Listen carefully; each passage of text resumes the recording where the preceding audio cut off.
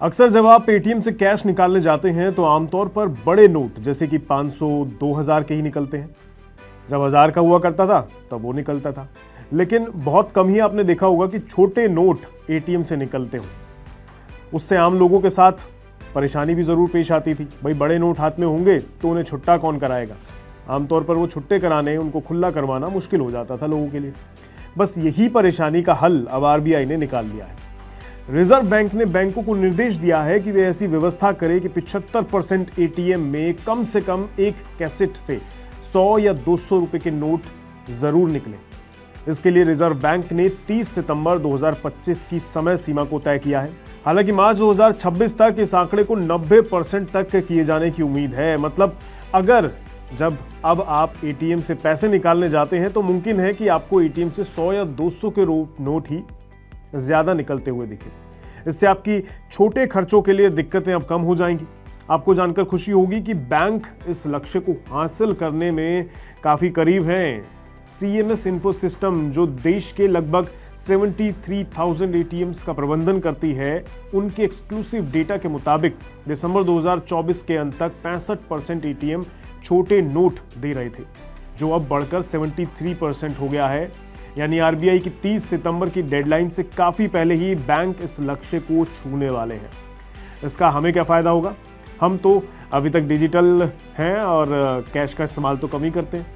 भाई शहरों में ऐसा होता होगा, लेकिन आज भी बहुत सारी लोग ऐसे हैं जो डिजिटल नहीं हैं, डिजिटल चीज़ों का इस्तेमाल नहीं करते हैं और उनकी निर्भरता आज भी कैश पर ही है। और जब नोट बड़े हाथ में हो तो अक्सर लोगों के लिए उन्हें छुट्टा करवाना बड़ी परेशानी होती है। सीएमएस इन्फो सिस्टम के कैश मैनेजमेंट के प्रेसिडेंट अनुष राघवन का कहना है कि भारत में आज भी 60% उपभोक्ता खर्च नगद में होता है।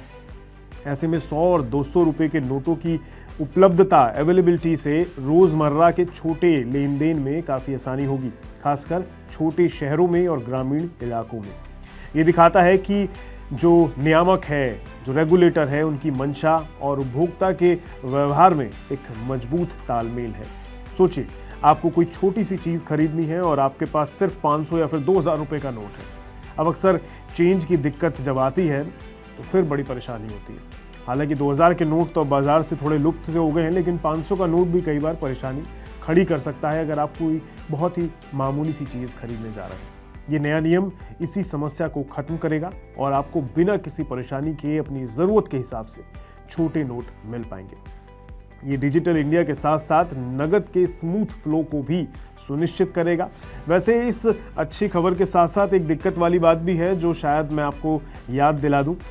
दरअसल एटीएम से कैश निकालने पर लगने वाली जो फीस थी वो हाल में बढ़ा दी गई थी। आपको याद होगा, आरबीआई ने 1 मई से एटीएम से पैसे निकालने पर ट्रांजैक्शन फीस को बढ़ा दिया था। इसके तहत किसी भी ग्राहक को किसी दूसरे बैंक के एटीएम से महीने में 3 बार फ्री में कैश निकालने की अनुमति थी।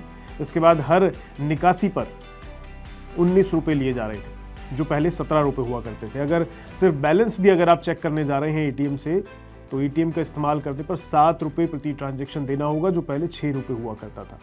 तो दोस्तों, क्या आपको भी बड़े नोटों के चलते कभी परेशानी का सामना करना पड़ा है? और क्या आपको लगता है कि आरबीआई का ये जो कदम है, इनफैक्ट ये दोनों कदम लोगों के लिए काफ़ी फायदेमंद हो सकते हैं?